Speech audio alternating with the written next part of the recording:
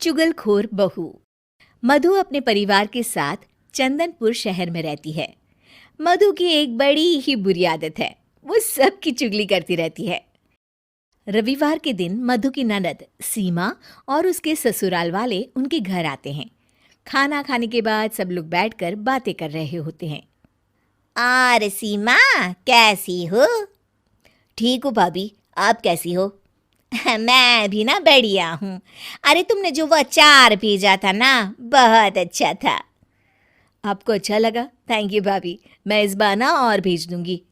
अरे नहीं नहीं, और मत भेजना, मम्मी जी को कुछ खास पसंद नहीं आया, ऐसा वो कह रही थी। अच्छा, क्या कह रही थी मम्मी अचार के बारे में?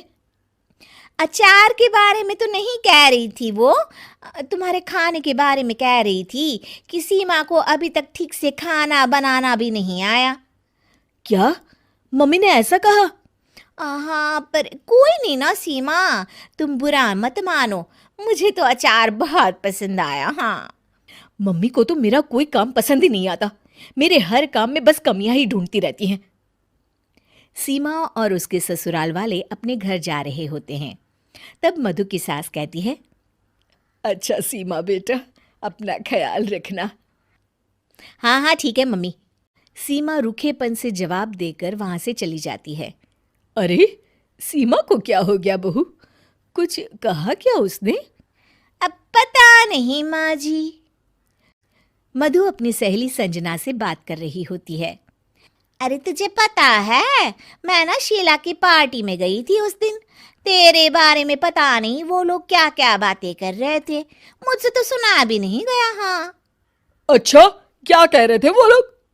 शीला कह रही थी कि जब भी मैं संजना को पार्टी में बुलाती हूँ वो आती ही नहीं, उसे पैसों का बड़ा घमंड है भाई।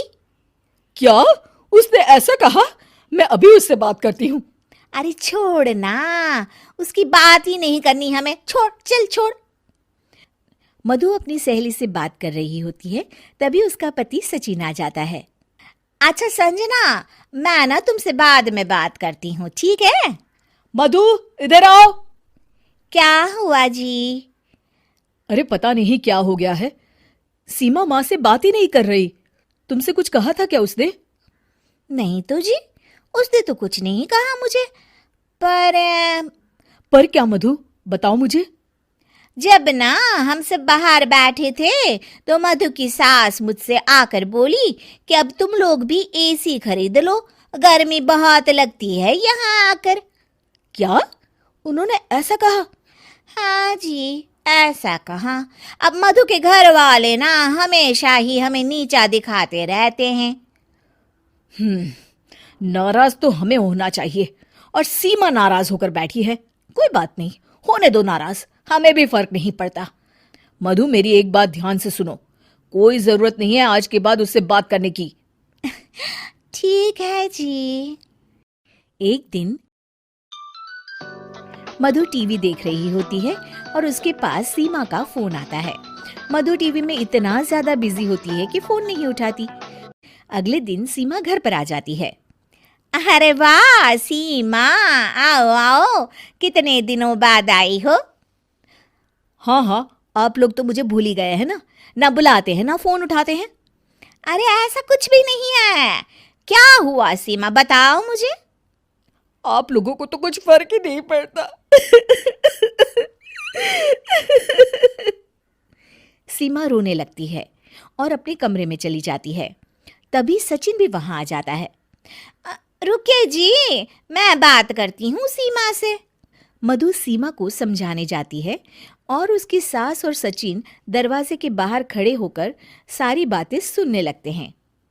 अरे छोड़ ना सीमा, तेरे भैया की तो आदत ही है बात का बतंगड़ बनाने की।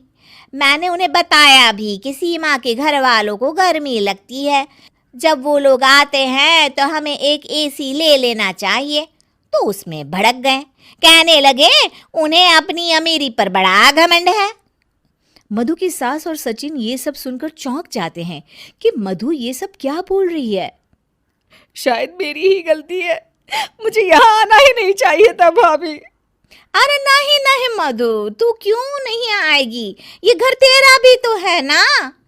म- माना कि मम्मी जी तेरे हर काम में कमी निकालती रहती हैं, पर तभी अचानक सचिन और उसकी सास कमरे में आ जाते हैं और मधु उन्हें देखकर चौंक जाती है।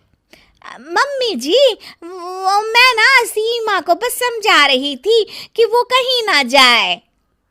समझा रही थी या भड़का रही थी? हाँ, तुम इतनी बड़ी चुगलखोर हो मधु, हर किसी की बुराई करती हो, सबके बारे में झूठ बोलती हो ताकि हमारे बीच झगड़ा हो।